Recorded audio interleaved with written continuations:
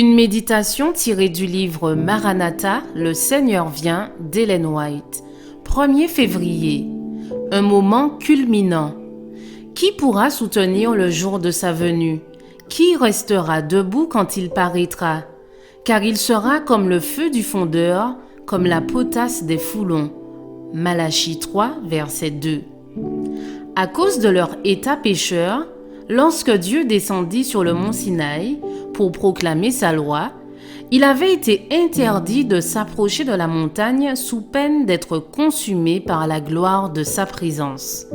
Si la proclamation de la loi a été entourée de semblables précautions, quelle ne sera pas la majesté de son tribunal quand il viendra punir les transgresseurs de ses préceptes sacrés?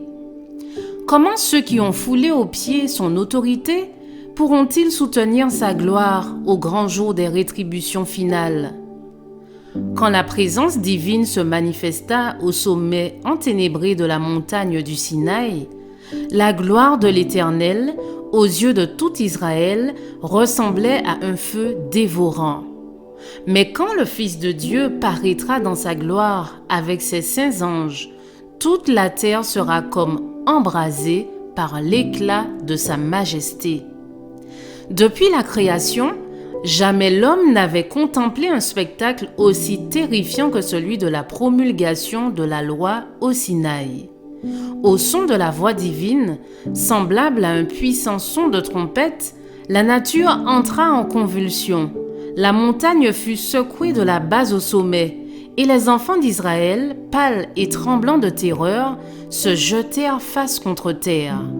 Or, celui dont la voix ébranla alors la terre a fait cette déclaration: « J'ébranlerai encore une fois, non seulement la terre, mais aussi le ciel. » Hébreux 12, verset 26. Quand Moïse, après son tête-à-tête avec Dieu, redescendit de la montagne où il avait reçu les tables du témoignage, Israël coupable ne put supporter l'éclat de son visage.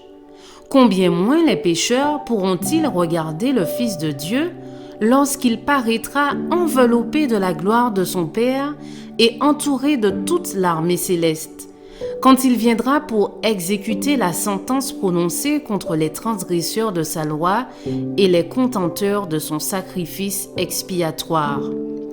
Au sein de l'ouragan de la colère divine, les enfants de Dieu seront sans crainte.